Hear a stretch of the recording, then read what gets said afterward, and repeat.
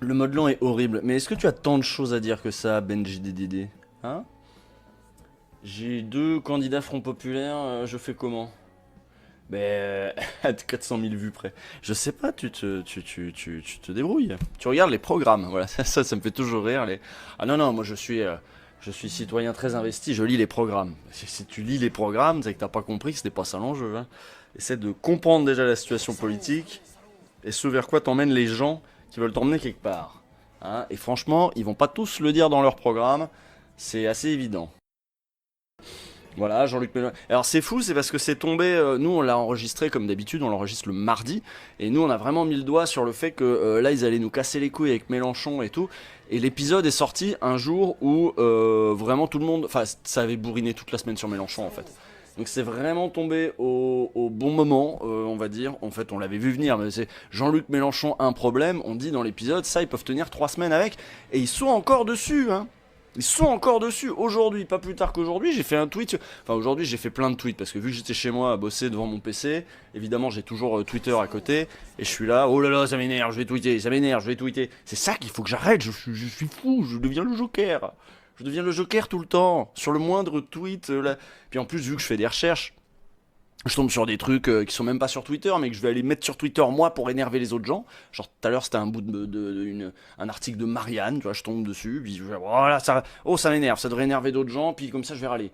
Après le truc de Libé là, Libé qui a publié une lettre d'une électrice de gauche. Alors elle avait même plus besoin déjà politologue, ça voulait déjà rien dire.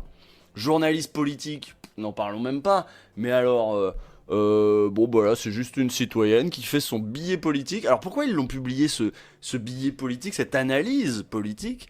Bah parce qu'elle dit à Mélenchon de fermer sa gueule. Voilà, et alors là, voilà, là ça peut y aller. Et Libération, tu sais, c'est un peu un move de bâtard, c'est vraiment... c'est pas nous, hein. C'est pas nous qui l'avons dit, hein. C'est une électrice, simple électrice. Alors l'électrice, tu sais pas si c'est pas Glucksmann avec une moustache, mais on sait pas, c'est une électrice, hein. Bon, très bien. On va essayer d'imaginer... Imaginez. Fermez les yeux. Fermez les yeux. Imaginez. Le 7 juillet. Le 7 juillet. Imaginez vraiment l'extrême droite arrive. Qu'est-ce qui va se passer dans l'espace public? On prend comme départ. Oh, merci le train de la hype, c'est merveilleux. Non, il y a un train de la hype ou c'est fini le train de la hype? Non, c'est fini. Je comprends rien au truc. Ça fait combien de temps que je stream? Et que le concept de train de la hype existe? Je ne sais pas. Je ne sais pas. Moi, il y a un truc auquel j'avais pas pensé là avant de faire des recherches sur comment s'y est pris Orban. Il y a un truc auquel j'avais pas pensé, c'est l'espace public vraiment dans la rue, les affichages. Tu vois, aujourd'hui, c'est réglementé quand même un peu les affichages. Par exemple, le RN peut pas se payer, allez, 400 000 euros d'affichage public dans Paris, dans le métro, etc. C'est pas possible. Bon bah quand t'entends les droitos dire trop de normes, trop de machins, on empêche les entreprises, il y a plein de normes comme ça, vous savez, elles sont là pour quelque chose. Là par exemple, il y a des normes là-dessus, ouais, il y a des normes. Combien de temps avant qu'ils les fassent sauter et qu'ils puissent se dire, et encore, tu vois, et qu'ils puissent se dire, on va pouvoir faire des affiches de propagande anti-migrants sur les murs en fait, sur les, voilà, tu marches, les kiosques, les machins. Alors les kiosques, autre problème, les kiosques, pareil, je vais essayer d'expliquer ça, mais c'est très bien que la presse. Ah, là aussi, il y a des normes. Par exemple, on oblige les vendeurs de la presse à vendre une offre pluraliste. Il y a des packages, si tu veux, quand tu souscris un pack, on t'offre la presse généraliste, plus un peu de magazine, plus un peu de machin, et t'es obligé de tout prendre. Bon, après, tu les mets plus ou moins en avant, mais enfin, bon, globalement. Pareil, réglementation qui peut être très, très, très, très chiante. Vous êtes déjà allé dans un relais? Enfin oui, j'imagine, vous êtes déjà allé dans un relais, vous êtes déjà allé à la gare. Vous avez vu comment sont mis en avant les publications d'extrême droite là depuis quelques années. Les relais, ça appartient à Lagardère maintenant. Et Lagardère aujourd'hui est sous contrôle de Bolloré.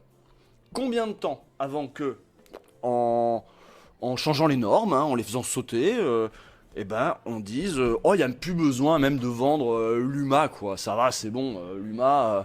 La revue du crieur de Mediapart, je crois qu'elle s'arrête. Voilà. Et combien de temps avant... Enfin, vous voyez, voilà, il y a des trucs qu'on voit pas encore venir, mais en fait, ça, c'est des trucs qui peuvent aller très vite par décret, je sais pas quoi, t'as pas besoin de grand chose. Et ça peut changer notre. paysage, si vous voulez, assez rapidement. Avec vraiment, vous allez avoir des affiches sur les murs. Et à l'inverse, souvenez-vous de l'affiche de Walidia. Tiens, je vais le prendre comme exemple. Tu vois, je l'avais pas mis, mais c'est en vous en parlant que je me dis, tiens, je vais le mettre. Souvenez-vous de l'affiche de Walidia, où il y avait des trucs écrits sur son visage, ou je sais pas quoi, et la RATP, c'était la régie de la RATP, la régie pub de la RATP qui l'avait enlevé, parce que, je sais plus, il y avait je sais pas quoi dessus, truc qui leur plaisait pas, un peu trop gauchiste. Combien de temps avant que les critères, par contre, soient de plus en plus libres pour le marché peut faire ce qu'il veut, les politiques peuvent dire de plus en plus de trucs racistes, et par contre, nous, on va avoir des critères de plus en plus serrés, une définition de plus en plus extensive de l'apologie du terrorisme va être employée pour nous, on n'aura plus le droit de dire un certain nombre de trucs, etc. Vous voyez comment ça peut aller très très vite. Vous voyez en fait que tout est déjà là, à peu de choses près. Et encore, je parlais des réglementations. Pour ça, il y a des trucs clés. Hein. Le fait que les maisons de la presse soient obligées d'avoir une œuvre plurielle, c'est clé ça. Le fait qu'on n'ait pas le droit d'afficher des grandes affiches politiques dans les rues, pareil, c'est un truc clé, c'est une règle. Bon, combien de temps avant que ça saute ça? Combien de temps avant que ça saute et que le plus offrant puisse placarder des trucs horribles, tout ce qu'il veut. T'as pensé quoi de Mélenchon ce soir? Je ne réponds pas, Born to Run 23, aux gens qui écrivent Mélenchon avec un A après le L. Putain, ça fait combien de temps qu'il est là, Jean-Luc? Ça fait 20 ans. 20 ans qu'il est dans le paysage politique. Et vous nous l'écrivez toujours avec un A? Ah oui, je suis dyspraxique, je suis dyslexique, je suis je sais pas quoi. C'est l'extrême droite qui écrit Jean-Luc Mélenchon avec un A. Pour moi, tous ceux qui utilisent un A dans Mélenchon, vous êtes des nazis. Je ne reviendrai pas sur cette position. Ensuite, et on l'écrit Jean-Luc par contre, oui ça c'est vrai. Bon bref, après, je bois des coups quand même après le tournage, parce que après un tournage on boit des coups, c'est quand même la base dans une démocratie quoi. Bon. Ah bah c'est très parisien, hein, évidemment, c'est très la gauche parisienne, c'est très la gauche Mediapart, tout ça. 20 prises de parole, dont Edoui Plenel, Alice Coffin, Larère Mathilde, Usul, Sylvain Bourmeau, et après des gens que je connais pas, c'est qui ça, Codacini, Vanessa Code, ah bah je la suis, donc professeur de sciences politiques. Oh, bah attends, si c'est celle que je pense. Ah mais oui, je crois que c'est celle que je pense. Faut écouter son entretien avec Sylvain Bourmeau, c'est sur la démocratie et l'autoritarisme, si je dis pas de conneries, c'est vraiment, vraiment, vraiment quali, c'est vraiment bien. Dimanche, je me suis réveillé en mode ah, c'est dimanche, faut aller voter. Pas du tout, gros, endors-toi, t'es fou, tu deviens zinzin. On va pas voter tous les dimanches non plus, quoi. Le stress, quoi, putain. Ah non, ça va pas du tout, hein. Hein, qu'est-ce qui se passe de Vanessa Kodachani? Je dis que c'est le truc que je conseillais. Ah, bah, c'est l'émission de Sylvain Bourmeau. Je vais vous retrouver ça. Sylvain Bourmeau sur France Culture. Et son émission à Sylvain Bourmeau, elle s'appelle comment déjà? La suite dans les idées. La suite dans les idées. Et alors, c'est vraiment rare que moi j'écoute des émissions où il y a des sociologues, des sciences pistes. Alors je vérifie d'ailleurs que c'est bien elle. Est-ce que c'est elle? Pas du tout, j'ai confondu avec Eugénie Mériot. Très bien, une chercheuse qui est à peu près de la même génération. Excellent. Bon, vous pouvez quand même écouter Eugénie Mériot. Hein. Oh là là, voilà, tu te sens con. T'es là, tu te sens con. Bah voilà, désolé les filles. Mais alors voilà, dictature, démocratie, une dichotomie écran. La honte, la honte. On dirait les mecs sous des posts de rhinocéros qui disent bravo, arrobas Usul du futur et arrobas maudit. Et maudit qui fait ça n'est toujours pas moi. c'est. Tu confonds les femmes, voilà, c'est ça. Je viens de faire exactement la même chose. Tu trouvez pas que j'ai l'air moins chauve? Tu trouvez pas que j'ai l'air moins chauve comme ça? Maintenant que je peux feinter? Que j'ai moins le front de l'espace? Le front de gauche? Regardez, j'ai des cheveux maintenant. Astuce. Bof. Ah, niquez-vous, merde. Début de calvasse, bah pas plus que... Moi c'est assez stable, hein. Vous regardez des vidéos d'il y a 5 ans, j'ai déjà un front énorme. Hein, mais... Le front populaire, voilà, c'est bon, on l'a fait celle-là. Rajeuni, mais oui rajeuni. Moi j'aime bien, vous êtes gentil. Non mais c'est l'été là, faut que je chope aussi, ça suffit quoi. J'en ai marre, je suis là, je fais que taffer. Et après, j'ai pas le temps d'aller chez le coiffeur, j'ai pas le temps de changer mes lunettes. Ça fait des plombs que je dois changer mes lunettes, je fais pas. Faut que je sorte un peu là de ce putain de boulot. Macron, il a. En plus, c'est ça qui est dégueulasse. Sa fameuse loi là, sa loi là sur l'ouverture du corps électoral, le dégel du corps électoral. Finalement, il va pas se faire parce que bon, bah les circonstances font que. Il a juste foutu le bordel pour rien. Ça, il l'a annulé, hein, dans la foulée de sa dissolution et tout. C'est annulé, voilà, évidemment. Alors peut-être que le RN va le faire par contre. À le RN, il faut pouvoir, peut-être qu'il pourra reprendre ce truc-là. Mais bon, en tout cas, Macron va le faire. C'est-à-dire qu'il a juste foutu le bordel, foutu l'île à feu et à sang. Et là, il vient de foutre. Darmanin vient de foutre 4 personnes en prison qui vont payer pour les autres. Enfin, qui vont payer pour l'incurie de Macron et de Darmanin. Voilà. Le RN s'en balèque. Ah, tu penses que le RN s'en balèque de favoriser les colons et l'intérêt même des métros et des colons Enfin, des colons, des caldoches en Nouvelle-Calédonie. Tu crois que le RN s'en balèque, qu'il a pas envie de mater les Kanaks une bonne fois pour toutes? Je pense que si. Et alors, tu sais, sur ce truc extrême gauche, machin, on a tellement perdu d'emblée parce que nous, on a beau dire, on est là. Ah non, le Conseil d'État a dit qu'on n'était pas d'extrême gauche, on est juste la gauche. Tu parles, ils en ont rien à branler. En fait, ce qui compte, c'est pas d'avoir raison. C'est là où les juristes sont souvent très cons. Tu vois, je vois beaucoup d'articles en ce moment en mode oh là là, si le RN passait au pouvoir, il ne pourrait pas appliquer son programme car son programme est inconstitutionnel sur tel point, tel... Mais ils s'en ont rien à branler. Ils ont déjà prévenu que le Conseil constitutionnel, ils allaient le déglinguer. Que la Cour européenne des droits de l'homme, on allait sortir de la convention de la Cour européenne des droits de l'homme ou je sais pas quoi. Ils en ont rien à branler, ça sert à rien derrière de venir dire. Et alors le truc de pareil, tu vois, le truc de attention, le Conseil d'État a dit qu'on était de gauche. Oui, d'accord, mais ils s'en branlent en fait. Qu'est-ce que la seule chose à faire, c'est de réguler Bolloré, sa race, voilà. C'est ça. Et de taper sur les doigts autant que faire se peut, y compris. En fait, il faudrait presque créer un truc où les journalistes. Franchement, il y a un débat là-dessus chez les journalistes, mais les journalistes sont pas forcément d'accord là-dessus. Tiens, il y a des. Ouais. Un conseil déontologique des journalistes. Je veux dire, il y a un conseil, il y a un ordre déontologique des médecins. Si journaliste, c'est communicant, c'est le même métier. Bah non. Alors oui, on va me dire oui, mais tu ne sais pas, il y a la charte de Munich. C'était mon imitation de François Asselineau. C'est ça, c'est Munich, je sais jamais. Non, c'est en Autriche. Non, je sais plus. De motiver. Il manque Ayn Rand. Oui, oh, ouais, c'est bon. Tu vois, toi. Là, alors ça m'emmerde, tu vois, les gens qui disent ah, dans ta vidéo, il n'y a pas ça que moi je sais. Mais si tu le sais, pourquoi j'aurais eu besoin de le dire? Tu vois, tu le sais déjà, gros malin. Donc, bah, Ayn Rand, oui, en plus, c'est de là que vient le nom de la fondation Atlas. Enfin, oui, j'aurais pu développer 3 minutes sur Ayn Rand.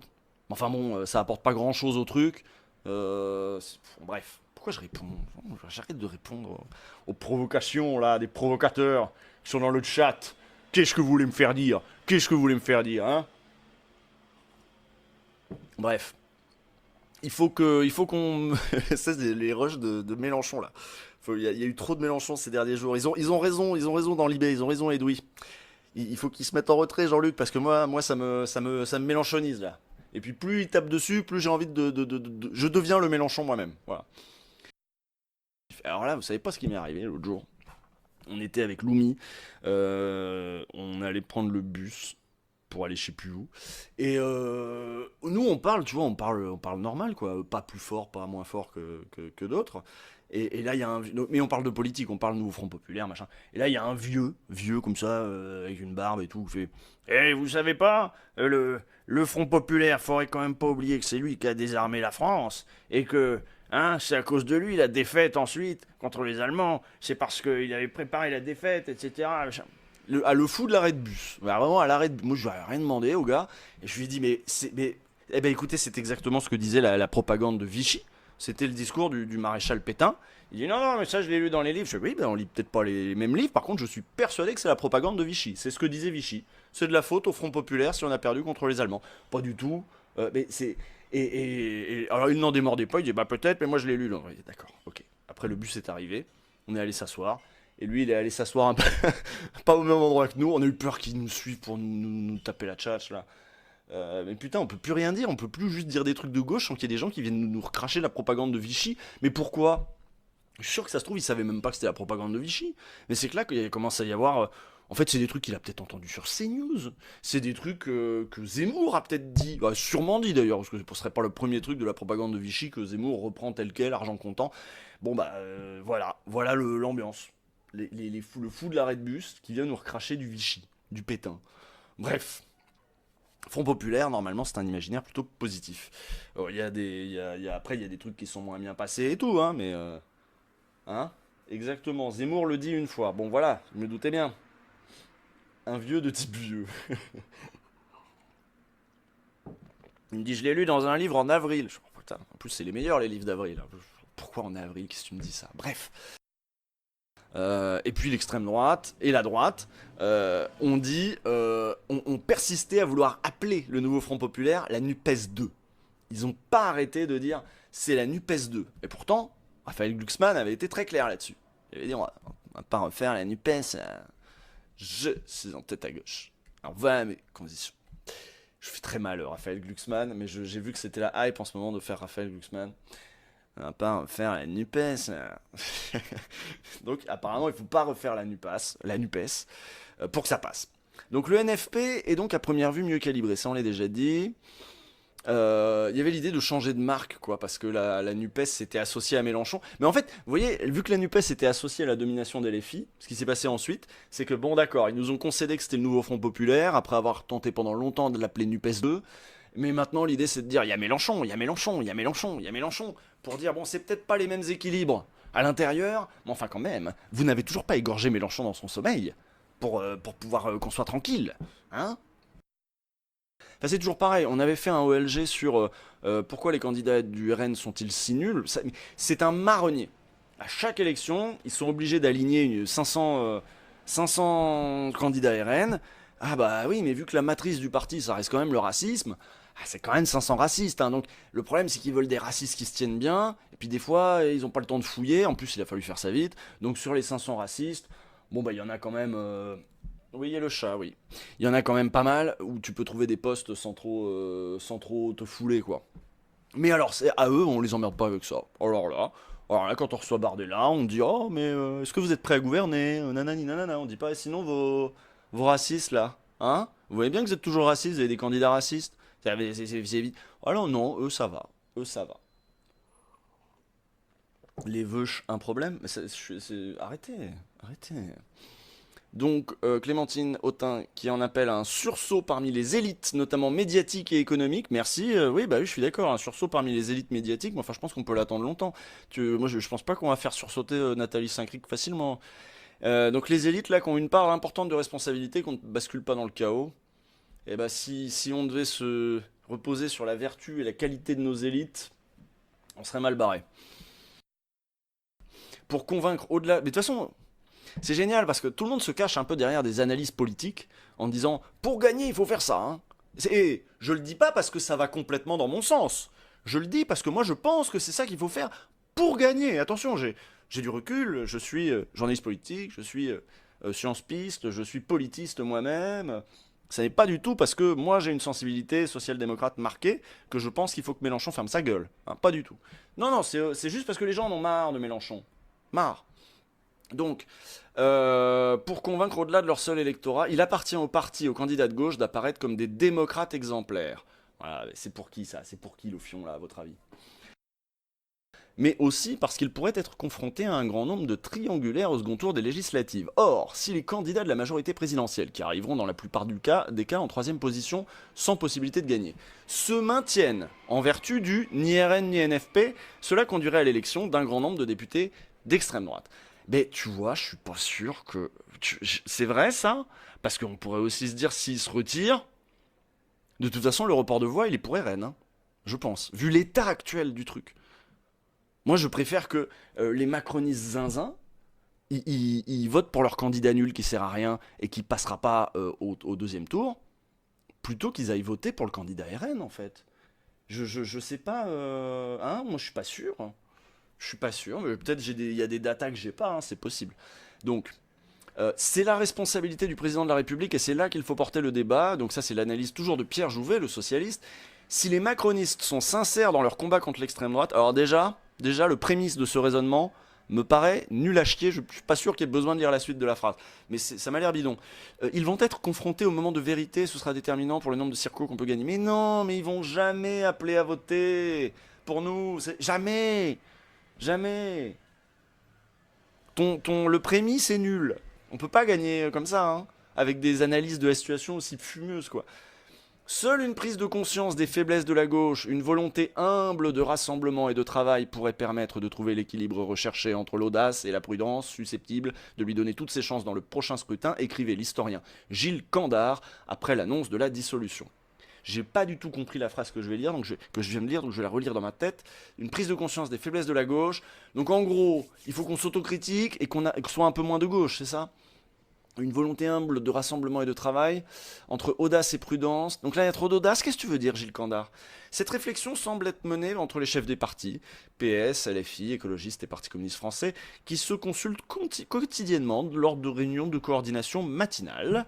D'accord. Pour ce qui est du rassemblement au-delà des frontières de la gauche, plusieurs stratèges du nouveau Front populaire invoquent ainsi l'argument de la stabilité du pays, en promettant la résorption de ces fractures. C'est ça, à minima, je trouve pas ça débile. De dire le désordre, c'est eux. Nous, on va réparer. On va réparer les services publics. On va réparer tout ce qui fait que tout le monde est à couteau tiré dans ce pays. Voilà. Il faut. Voilà. Ouais. Bah après, faut pas arriver avec des trucs cucu, genre le vivre ensemble, je sais pas quoi. Par contre, dire oui, on va réparer, on a 2 ans pour réparer, je trouve pas ça débile. Je sais pas ce que vous en pensez. Peut-être pas aller, voilà, peut-être pas aller jusqu'à la douceur. Non, peut-être pas. Mais par contre, peut-être parler de stabilité face au désordre, ça peut. Tu vois, tu peux aussi agiter le désordre de la Macronie qui de toute façon a foutu le bordel et regardez, on en est là à cause d'eux. Et le désordre de l'extrême droite en disant mais regardez-moi ça. On peut même être de mauvaise foi, hein, et dire regardez, les milieux économiques sont inquiets, hein, quand même sur le programme du RN. Tout le monde n'est pas rassuré dans les milieux patronaux, alors que nous, on a des économistes. Bon, voilà, on peut essayer de faire ça. C'est un peu ce qu'on fait quand on dit regardez, nous, on a des prix Nobel, machin. Enfin, appelle pas à la mauvaise foi, s'il te plaît. Oh, alors là, rien à branler. Hein. Si tu veux pas utiliser de mauvaise foi, fais pas de politique. Hein. Parce que à un moment, il va falloir. C'est pas les aspects les plus beaux du métier, hein. Et c'est pour ça que je fais pas ce métier. Moi, j'aime pas être de mauvaise foi. Mais bon, je peux comprendre que des fois, quand il faut y aller, bon, est-ce qu'ils se privent? Regarde, les macronistes, c'est mensonge sur mensonge, élément de langage sur élément de langage. Le RN, c'est des faux culs de nazis qui sont pour le peuple, je sais pas quoi. Et nous, faudrait qu'on soit honnête en permanence. Ah ouais, alors super, derrière, on sera les perdants dignes. Super. Bon, tu veux qu'on devienne comme eux? Je veux qu'on soit au pouvoir. Voilà. Donc, ça va là. C'est pas. Oh. Faut être tactique des fois aussi, un peu là. Il faut donc trouver un centre de gravité qui permet de diriger le pays sans frelater notre proposition politique, mais en tissant un lien abîmé dans ce pays. C'est en gros commencer à discuter avec des macronistes de gauche qui puent du cul là. Commencer à discuter avec le Modem. Vous avez entendu Fuchs du Modem là aujourd'hui là, le mec qui a dit oui bon les doubles nationalités, un franco-portugais c'est quand même pas pareil qu'un franco-béninois. Vous voulez qu'on aille discuter avec eux là, qu'on gouverne avec eux? Ça va être compliqué, hein, peut-être sur des texte par texte, projet par projet, comme disaient les Macronos. Non mais c'est compliqué. Ouais, puis en plus on va finir par se faire baiser. Ça c'est juste pour donner plus de poids là, à l'aile droite du PS là, qu'on va se retrouver avec des trucs comme ça. Enfin là c'est David Cormand qui dit ça, mais bon, en gros ils disent faut pas faire trop les gauchistes, ça va. Bon, ah ouais bah c'est sûr là, c'est pour ça qu'on a François Hollande, c'est pour faire ça. Il n'y a aucune raison d'avoir peur de l'arrivée de la gauche au pouvoir. Cela signifierait au contraire des droits nouveaux et des libertés nouvelles, une émancipation nécessaire, promet le socialiste Pierre Jouvet. Mais promesse et socialiste dans la même phrase, excusez-moi mais ça sent le rance. On a quand même un petit peu du mal. Parce que c'est vrai qu'au PCF aussi, vous savez, ils ont des problèmes de ligne. Et Elsa Fossillon, c'est une opposante à la ligne. Mais tu vois, il y a un truc, pareil. Un truc qui a choqué personne. Mais pareil, là, sur l'inéquité du traitement, il y a eu des purges chez les macronistes. Il y a eu des purges, et il y en a eu plein. Notamment tous ceux qui n'ont pas accepté de voter la loi immigration, machin. Il y a plein de gens qui n'ont pas été reconduits. Il y a plein de gens qui n'ont pas eu leur investiture. Vous avez entendu parler de ça, vous? Nulle part. Non, est-ce que vous en avez entendu parler? Vraie question. Est-ce que vous avez entendu parler du fait qu'il y a plein de députés, y compris des sortants là, enfin il y a de Macronos, qui n'ont pas eu d'investiture parce que ils n'avaient pas eu la bonne attitude, ils avaient été un peu déloyaux à des moments, non? Bah voilà. Bah voilà, oui, Gilles Legendre en fait partie. Gilles Legendre en fait partie. Voilà, donc c'est comme d'hab, quoi. Ça tape à bras raccourcis sur la FI pour 5 non reconduits. Alors les autres, par contre, tu peux y aller. Si t'es macroniste, tu peux faire ce que tu veux. Tu peux faire des dérapages d'extrême droite. Tu peux faire des trucs comme ça. Et pas de problème, quoi. Tu penses quoi de Sofia Chikirou? J'ai vu son tweet. Oh, j'ai vu son tweet où il y a le soutien de François Ruffin, Henrik Davy, qui dit avec le soutien de François Ruffin. Et elle a répondu qu'il soutient le soutien comme la corde soutient le pendu. Et là, tu fais Sophia. Déjà, dans le complément d'enquête, il y avait les trucs qu'il y avait dans les messageries, là, WhatsApp, les groupes WhatsApp et tout. Et elle emploie des métaphores hyper hardcore, en fait, à chaque fois, quoi. C'est toujours des trucs à base de cadavres, de machin. C'est trop violent, Sophia, c'est trop violent. Après, on passe pour quoi? Et là, pareil, comme la corde soutient le pendu. Putain, Sophia. À Gennevilliers et ses alentours, les équipes militantes de gauche sont très présentes sur le terrain pour informer sur ces législatives anticipées et pour convaincre. Parce que là, vous avez été voté aux européennes? Oui, mais je l'ai dit au monsieur, je m'excuse de vous dire ça, j'ai voté pour Le Pen. Vous avez voté pour Bardella. Oui, bah, tu peux t'excuser, ouais, la vieille. Pourquoi vous l'avez fait, vous? Bah, je l'ai fait parce que j'estime que je me dis peut-être qu'on aura quelque chose, ou je sais pas. Moi, ce que je peux vous dire, parce que j'en ai vu des députés RN en face de moi, sur la question sociale, ils sont à la ramasse. D'accord? Quand on a proposé d'augmenter le SMIC, ils ont voté contre. Voilà. Quand il y a des lois qui, justement, veulent favoriser le pouvoir d'achat, en fait, à chaque fois, la seule chose qu'ils ont à dire, c'est de pouvoir parler des étrangers. En fait, ils font semblant de s'intéresser aux travailleurs français juste pour pouvoir parler des travailleurs étrangers. Moi, j'ai un fils étranger. Mais je vais vous dire que c'est vrai qu'ils ont laissé rentrer. Alors, on leur paye les loyers. Oh là là, c'est chaud, c'est chaud. Bon, bah, faut répondre, hein. Vas-y, Elsa, qu'est-ce que tu fais là? Qu'est-ce que tu fais là? Parce que là, la dame, elle a dit les étrangers, machin, on leur paye les lois, on leur paye tout. Limite, on les paye pour le billet d'avion, pareil, hein. On leur donne. Madame, on leur tout. paye rien. On leur paye rien. Même les loyers. Non. Voilà, et elle fait partie du Front Populaire. Il faut être sur place, bien sûr les réseaux sociaux existent, mais il faut être sur place et puis comme vous l'avez vu, discuter avec les personnes à partir de leurs préoccupations. Oui, n'oubliez jamais que... je sais plus à qui je disais ça il y a pas longtemps, qui me disait... ah bah je crois que c'était Loumi qui disait je vais aller filer un coup de main, je vais mettre des tracts sur les pare-brises des voitures parce que j'ai pas le temps. Je dis bah ouais mais non, parce que le but du tract en fait c'est de susciter le moment de discussion. C'est pas parce que tu convaincs personne avec un bout de papier en fait. T'es là juste pour... le tract est un prétexte, tu le tends, bonjour, tu rappelles la date du scrutin, tu dis bonjour, vous serez là, vous votez pour nous. Et puis là les gens ils te disent oui, ils te disent non, mais au moins ils te disent quelque chose, tu parles et puis tu peux répondre, etc. C'est à ça que ça sert le tract à proprement parler. Donc force à tous les militants, toutes les militantes. J'étais allé voir un tractage il y a pas longtemps, c'était à la fin des européennes. Paul Hellec, lui, il mouille sa chemise, il va tracter. Hein. Moi, je vais pas tracter, hein, je vous l'avoue. Moi, je vais pas tracter, j'ai pas envie de me faire embrouiller, tu vois. Mais tu sais, j'ai les fachos sur le dos quand même. On est à Lyon. Oh, j'évite de rester à un endroit fixe et en vue avec des tracts. Je me dis, c'est pas le plan du siècle. Mais enfin bon, il y en a qui le font. Courage à eux, force à eux. Et le plus important, c'est le moment de discussion. Pour les élections législatives. Oui, c'est ça. Je ne tracte pas. Je ne tracte pas. Les tracts appartiennent au gouvernement américain. 70, 12, 92. Ouais, j'ai vu qu'ils sont partis sur le truc des tracts en arabe.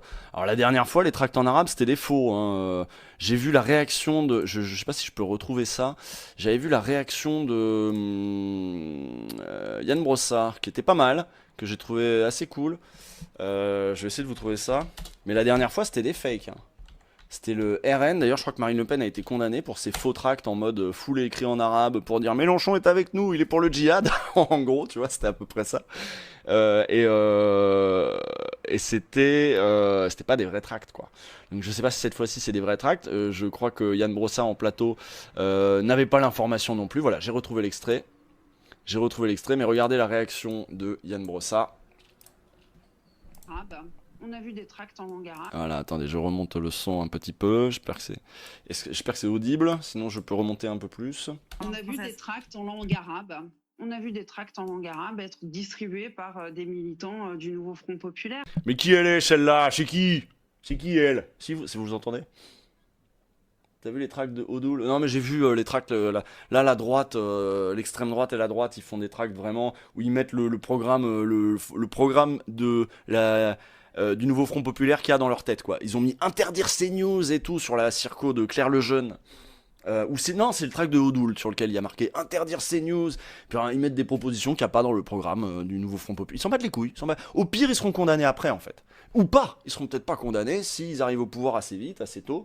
Regardez donc du coup la suite. Donc elle, je sais pas qui c'est. Vous savez qui c'est, elle? Vous savez qui c'est, la dame qui parle de chez elle, là? Moi, je sais pas qui c'est. C'est une meuf normale, on sait pas qui c'est? Non? Non, personne ne sait qui c'est. C'est une raciste? Oui, bah on dirait que c'est une raciste, oui, ça. Une connasse? Oh, je vous en prie. Un petit peu de... Édouard Philippe, c'est une meuf d'Horizon. C'est une candidate Horizon qu'on connaît pas? Bah c'est encore plus grave. Bah écoutez, donc elle dit on a vu des tracts en langue arabe. C'est vrai, ça, pardon, je pense que les valeurs de la République, elles sont importantes. Ouais, alors en plus la journaliste, là, elle, je vois qui c'est clairement pas une des plus de gauche de France Info. Hein. Et une des plus de gauche de France Info, ça veut dire que bon, c'est une droitiflex, c'est une droitiflex. Et alors là, vous avez vu comme elle a bondi, elle a entendu tract en arabe, elle regarde Yann Brossa direct. C'est vrai ça, Yann Brossa? Des tracts en arabe? C'est vrai ça? Mais attends, tu te calmes. Ça me choque pas qu'on puisse s'adresser. Ça faut se méfier. Moi maintenant, depuis Dora Muto, je vois des meufs en robe à fleurs, je suis inquiet à chaque fois. Alors que j'avais une bonne image des robes à fleurs avec Cécile Duflot, et puis maintenant je suis inquiet des fois. C'est dans toutes les langues aux électeurs, je vois pas où est le problème. Aux électeurs français? Bah et alors? On s'adresse pas aux électeurs français en français. Moi, je pense que dans voilà. toutes les langues qu'on veut, c'est quoi le souci? Bah, est-ce que vous verrez le président de la République faire une allocution dans une autre langue que le français? T'as vu comment elle est? On s'adresse pas aux électeurs français en leur parlant en arabe, Yann Brossa. Une interview en anglais? C'est pas une allocution au français, il s'adresse pas aux Français quand il parle en anglais en l'occurrence. En l'occurrence, je vois pas le problème. Mais vous confirmez l'existence de ces tracts en langue arabe? C'est pas le cas à Paris, moi je suis élu de Paris. En l'occurrence, si c'est le cas, ça ne me pose pas le moindre problème. On a vu des tracts en langue arabe. On a vu des tracts en langue arabe. Donc voilà, il défend le truc. Des Il dit bah j'en sais rien, je sais pas d'où vous me sortez ça, moi je l'ai pas vu. Enfin quand bien même ce serait le cas, et alors quoi? Ah, par contre, la présentatrice de France Info, j'ai pas son nom à elle, je sais plus laquelle c'est, la journaliste, mais elle est choc-barre, hein. Choc-barre de baiser. Hein. Retour sur Mediapart pour un article de Pascal Pascariello. Ils sont préfets, brigadiers chefs, commissaires, CRS ou majors et sous couvert d'anonymat ont accepté de sortir de leur devoir de réserve. Plusieurs d'entre eux votent RN pour privilégier les Français et pour plus de protection pour les forces de l'ordre. D'autres, au contraire, craignent que certains policiers laissent libre cours à leurs bas instincts. Or, on les connaît, ces bas instincts. À l'occasion des législatives, les syndicats de police, très puissants dans cette profession, n'ont pas appelé à faire barrage contre le RN, comme l'avait fait en 2017 l'association majoritaire Alliance Police Nationale. Et ça, je vous ai déjà parlé, on a fait un OLG sur les syndicats de police, notamment au moment où ils avaient manifesté devant l'Assemblée nationale au cri de le problème de la police, c'est la justice. Et on avait parlé de cette droitisation avec, je me souviens, on avait interviewé Mathieu Suc, qui suit les questions de sécurité pour Mediapart, qui nous racontait cette radicalisation justement d'Alliance. Et ça fait bizarre aujourd'hui de lire que Alliance avait appelé au barrage contre le RN en 2017. Ça paraît un autre monde. Vous voyez, c'est 7 ans là ce qu'ils ont fait au pays. Donc, bien au contraire, donc Alliance n'appelle pas à évidemment faire barrage au RN, mais ça m'étonne même qu'il l'ait fait avant. Donc le syndicat Alliance, réputé très à droite, a ciblé dans une lettre ouverte rendue publique le 20 juin le nouveau Front Populaire et en particulier, sans les citer nommément, des figures de la France insoumise, pseudo-militants politiques anti-flics, menaces pour les forces de l'ordre. Une position largement partagée par plusieurs policiers qui, sous couvert d'anonymat, ont accepté de sortir de leur devoir de réserve et de témoigner auprès de Mediapart. Fils d'ouvrier, Raphaël, 49 ans, était traditionnellement à gauche jusqu'à ce qu'elle trahisse les plus précaires. Donc du coup, direction le RN, comme ça eux ils promettent même rien aux plus précaires, donc comment il n'y aura pas de trahison, c'est sûr, c'est mieux. Ce brigadier chef, qui a passé la majorité de sa carrière dans des services d'enquête, en particulier à Paris, en banlieue parisienne, a progressivement glissé vers l'extrême droite. Oups, pardon chef, j'ai glissé. Dès les premiers moments de notre échange, ce policier nous rappelle les propos de plusieurs élus France Insoumise qui les traitent de meurtriers.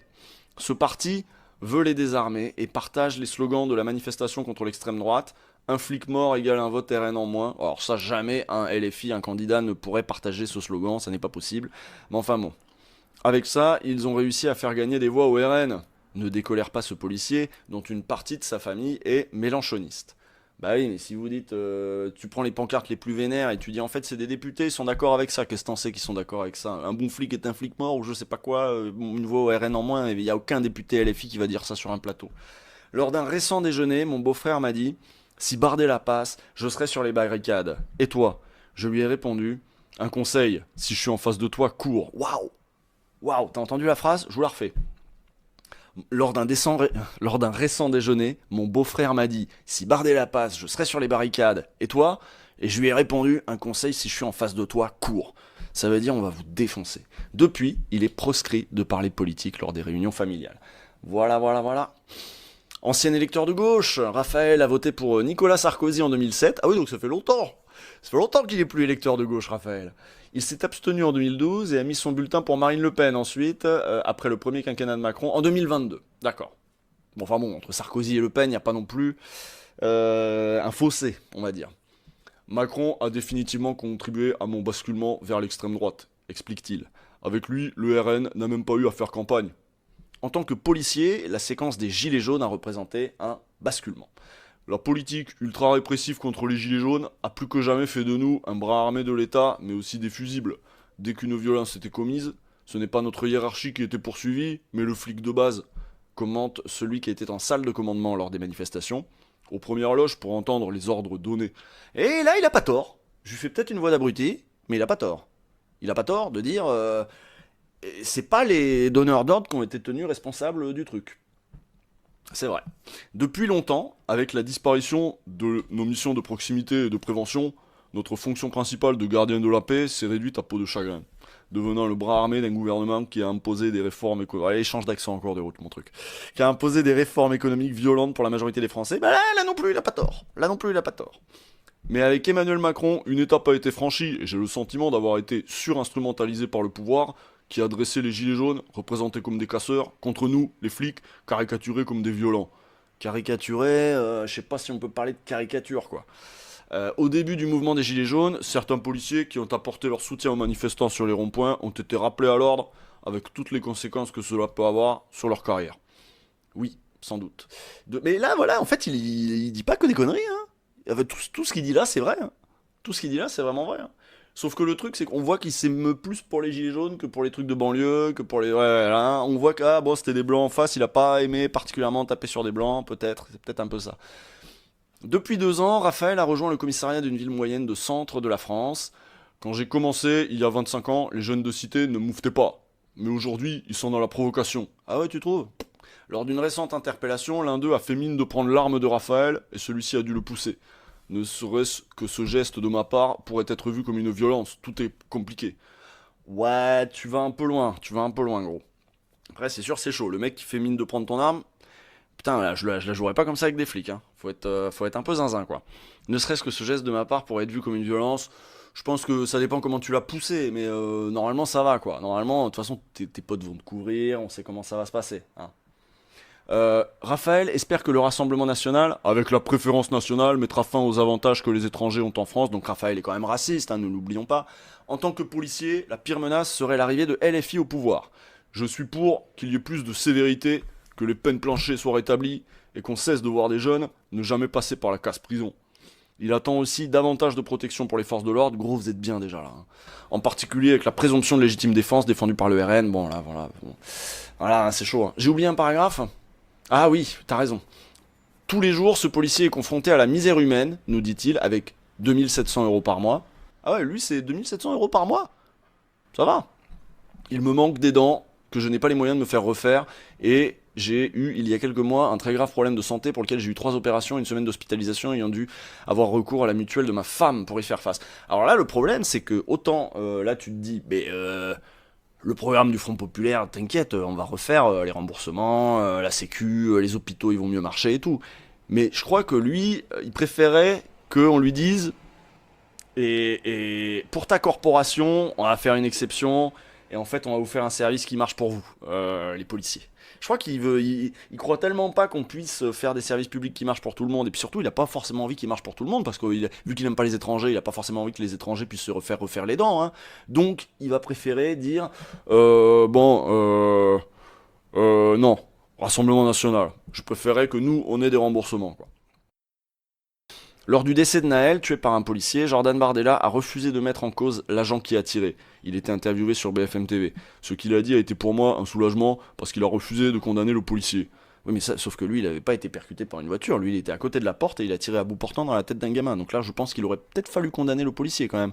Aujourd'hui, on ne peut plus sortir notre arme lorsqu'un délinquant refuse d'obtempérer. Mais bien sûr que si, c'est tout le problème.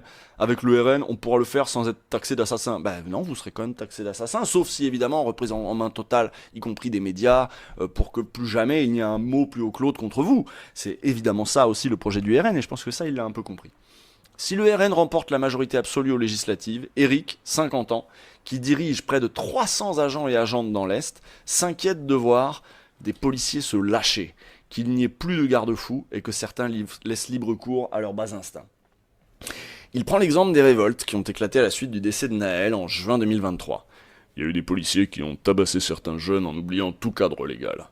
Si le RN passe, jusqu'où iront-ils avec un sentiment d'impunité plus grand? Ou à quelle fréquence auront lieu ces violences? Eh bah oui. Là, lui, j'essaie de lui faire une voix stylée parce que lui, il est gentil, tu vois.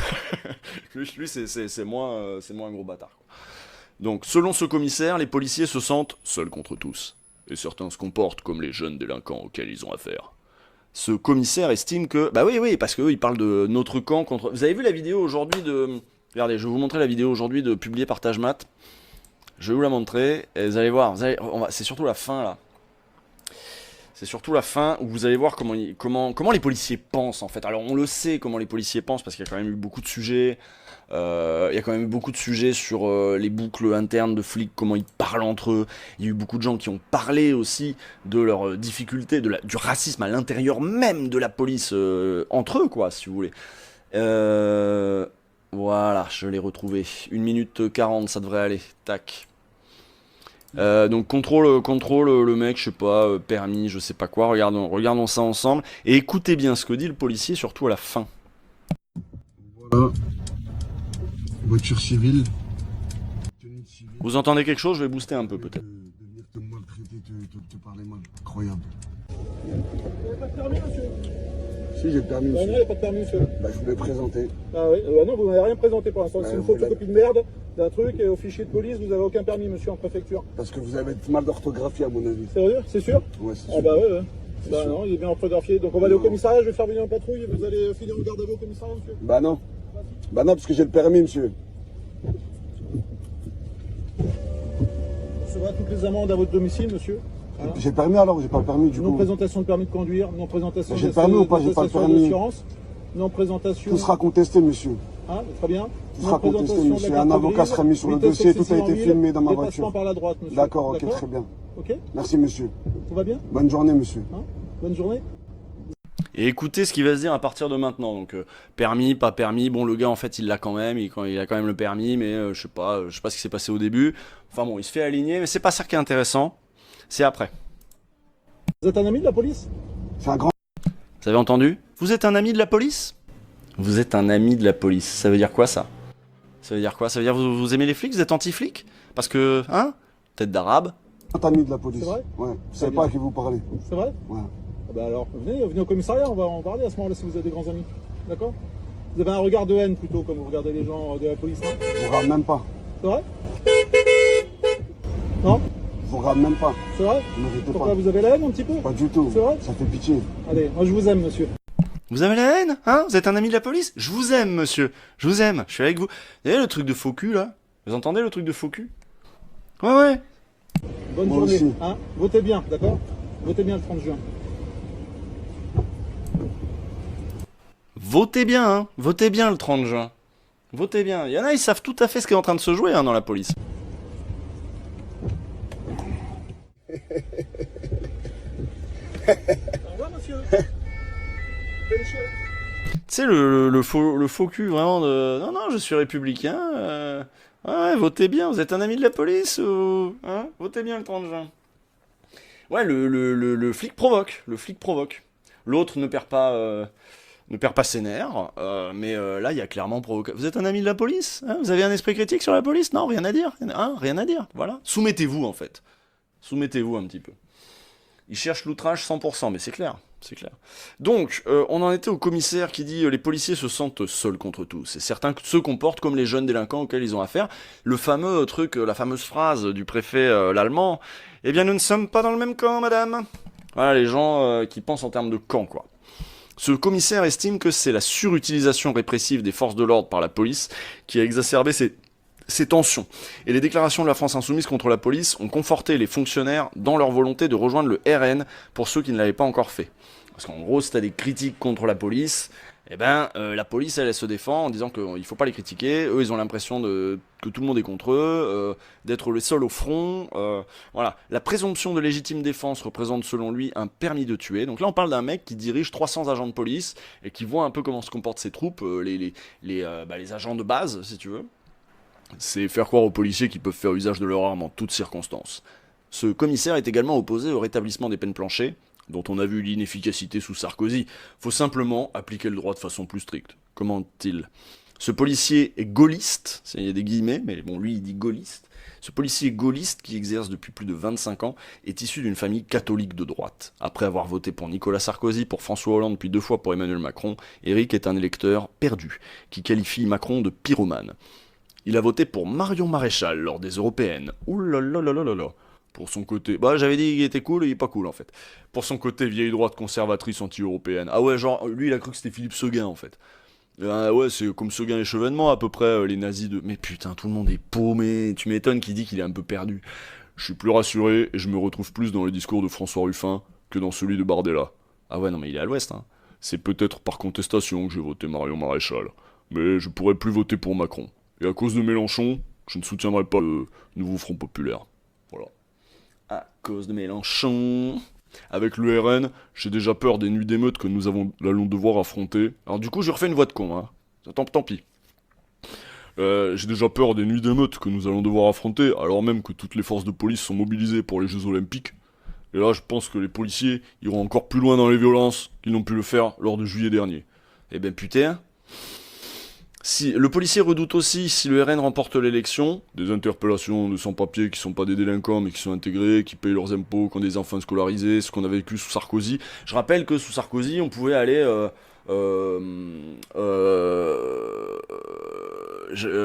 j'allais dire rapter, enlever des gamins dans la salle de classe, tu vois. Il y a des classes entières qui ont été traumatisées de voir... des flics débarquer pour ramener un gamin parce que bah ouais, il avait pas la nationalité, ses parents peut-être pas non plus, etc. Donc voilà, en effet, c'est pas, je pense que même pour des flics, c'est pas marrant à faire, quoi. Rentrer dans une salle de classe pour enlever un gamin. Ce niveau d'inhumanité. Je pense que même un flic un peu droitard, il voit qu'il y a un problème quand même. Ce sont les personnes les plus simples à arrêter et qui permettent de faire de l'affichage. Voilà, en gros, oui, voilà. Choper les sans-papiers les plus intégrés parce que eux, ils courent moins vite. Vous allez faire quoi? Des descentes dans les arrière-cuisines pour choper les mecs qui font la plonge? Vous allez faire ça? Ils vont être contents, les restaurateurs aussi. Il se rappelle alors la participation de certains préfets très proactifs qui signalaient les personnes en situation irrégulière. Tout en adhérant au principe de préférence nationale, il s'interroge sur les dérives et les amalgames que cela peut engendrer. Les personnes... issus de l'immigration ou celles qui ont la double nationalité risquent d'être davantage victimes de répression, comme c'est déjà le cas aujourd'hui. Je croyais que la police n'était pas raciste. Je ne comprends plus rien.